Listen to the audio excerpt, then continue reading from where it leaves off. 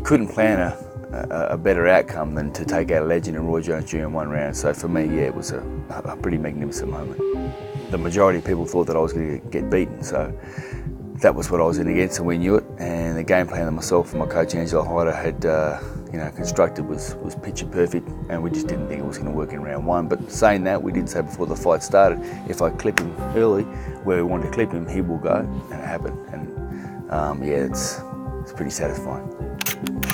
Most people in Australia know that victory is pretty shallow as far as him fighting a dehydrated, starving ghost. So he hasn't really got much credit, and he hasn't really done much since then. And he won the fight in the night, but since then he's avoided the immediate rematch clause. He's avoided the time he called me out of retirement.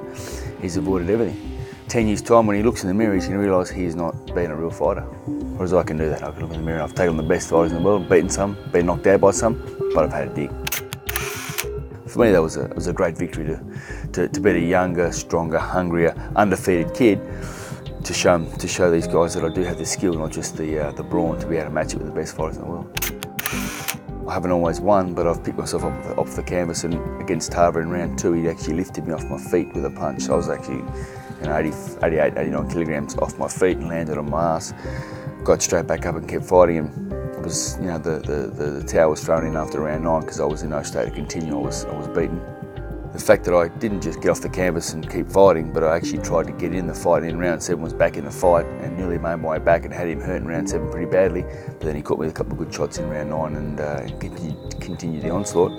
I'm proud of the fact that I've got up and battled on and tried my best and given everything I've had to give until the boxing ring, and that's what the game's about, and that's why I'm glad that I've got the respect of the people, because they know that. Yeah, it's a funny one.